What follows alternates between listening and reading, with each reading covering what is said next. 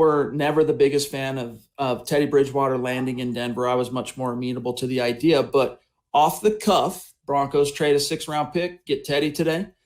Teddy wanted to come to Denver. Teddy was willing to restructure his deal. Panthers took on a big chunk of what's left on his guarantee for 2021. That kind of sets the stage. What was your gut reaction?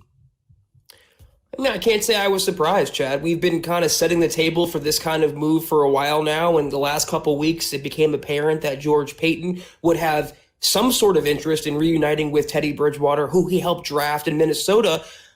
I wouldn't have liked the move, obviously, if they acquired him at his current contract or what it was. But when you give up a 6th-round pick for him and you only agree to take on $4.5 million of over $17 million, how do you hate that move? I don't love it, but like I wrote on Twitter today, like the AJ Bouye trade last year, like the Jurrell Casey trade last year, for flyers of that magnitude, how could you go against it, Chad? These are the best kinds of moves. It's low risk, high reward. If it works out, great. If it doesn't, oh well, we'll move on. It doesn't preclude the Broncos from playing Drew Lock this year. It doesn't preclude the Broncos from going quarterback tomorrow in the first round.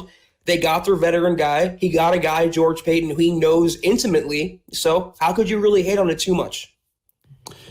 I agree. I liked the idea of Teddy landing here if the conditions were right. And one of those conditions for me was he's got to be willing, 2 things. 1, he's got to be willing to take a little less money.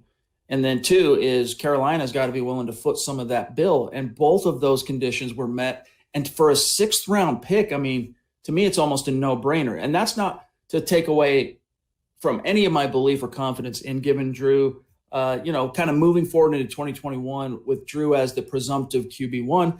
If anything, Zach, I think this bolsters the notion that the Broncos are rolling with Drew. And Teddy's the fail-safe. Like, he'll come in there and push him, provide a little competitive anxiety to Drew Lock. But I think more than anything, and I know there's people out there that'll disagree with me, and I'm sure a lot of MHHers as well, this telegraphs to me that this is 2021 is about running it back with Drew, but we're not going to be dumb. We're not going to be suckers again and pin all our hopes on Drew in the event that he gets hurt like we did last year with our only backup option of note being Jeff Driscoll. This time we're going to give ourselves a fighting chance if something were to befall Drew or, heaven forbid, he falls flat on his face. Yeah, literally right now while we're podcasting, I'm looking over an article that I just published from ESPN's Adam Schefter, who reported that the Broncos are not out of the quarterback market despite acquiring Teddy Bridgewater.